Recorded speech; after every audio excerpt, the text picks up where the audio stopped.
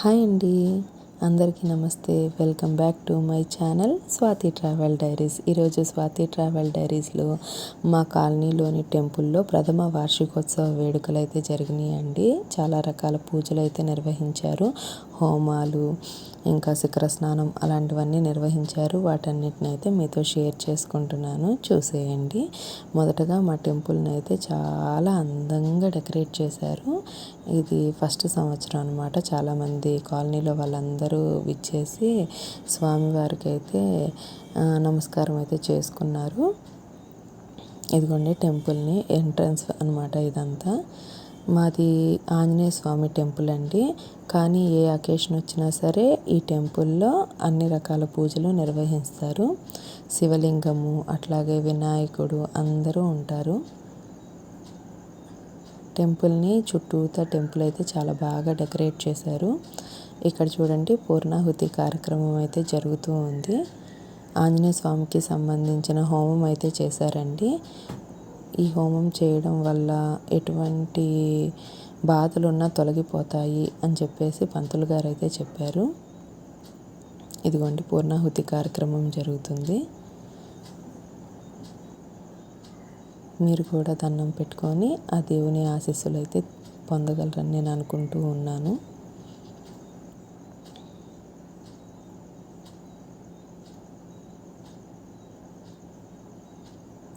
టెంపుల్లో అన్ని కార్యక్రమాలు చాలా చక్కగా నిర్వహించారండి. అలాగే అన్నప్రసాదం, అన్ని కార్యక్రమాలు అయిపోయాక అన్నప్రసాదం కూడా నిర్వహించారు. మా టెంపుల్ చాలా చిన్న టెంపుల్ అండి, చాలా బాగుంటుంది. కానీ కాలనీలో ఏ అకేషన్ జరిగినా సరే దానికి సంబంధించిన పూజలన్నీ ఇదే టెంపుల్లో నిర్వహిస్తూ ఉంటారు. ఇదిగోండి ఆంజనేయ స్వామి వారు, నమస్కారం చేసుకోండి అందరూ. తర్వాత పంతులు గారు అయితే మేళతాళాలతో శిఖర స్నానం చేయడానికి అయితే రెడీ అవుతున్నారు. శిఖర స్నానం చేయించడానికి ఇట్లాగా మేళతాళాలతో అయితే వెళ్తూ ఉన్నారు. ఈవినింగ్ టైం కొన్ని కార్యక్రమాలు కూడా నిర్వహించారండి. సుందరాకాండ, నృత్య రూపకం అలాంటివన్నీ. కానీ ఏదైనా సరే మనకి దగ్గరలో కాలనీలో ఇలాంటివి ఏమైనా జరుగుతూ ఉంటే ఆ వైబ్ చాలా డిఫరెంట్గా ఉంటుంది కదా. మాకైతే పండగ వాతావరణం లాగా ఉంది. ఎటువంటి పండగ లేకపోయినా మా కాలనీలో ప్రథమ వార్షికోత్సవం టెంపుల్ది అనేటప్పటికి చాలా పండగ వాతావరణం నెలకొంది.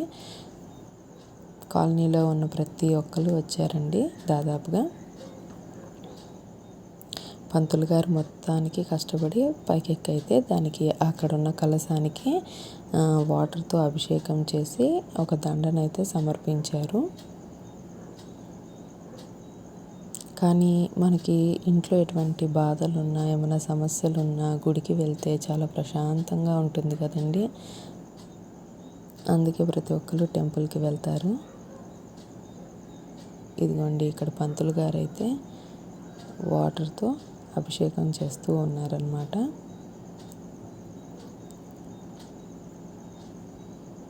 కానీ పంతులు గారు చాలా జాగ్రత్తగా ఎక్కారండి. మాకైతే కింద నుంచి చూస్తూ ఉన్నాము కానీ భయపడుతూ ఉన్నాము, ఎలా ఎక్కుతారో ఏంటో అని చెప్పి. ఇదిగోండి వాటర్తో అయితే అభిషేకం చేశారు. అందరు నమస్కారం అయితే చేసుకోండి. తర్వాత ఈ శిఖర గోపురానికి జలాభిషేకం అయిపోయిన తర్వాత ఒక పూలమాలను అయితే వేశారండి. ఈ టెంపుల్కి ఈ కార్యక్రమాలన్నింటినీ వీక్షించడానికి స్థానిక ఎమ్మెల్యే కూడా వచ్చారండి. ఆయన కూడా ఒక 10 నిమిషాలు అట్లా ఉండి వీక్షించి వెళ్ళిపోయారు. ఇదిగోండి ఇలా పూజలు అయితే రకరకాల పూజలు అయితే చేశారు, నిర్వహించారు. టెంపుల్ లోపలండి ఇవన్నీ పూజలు నిర్వహించినవన్నీ.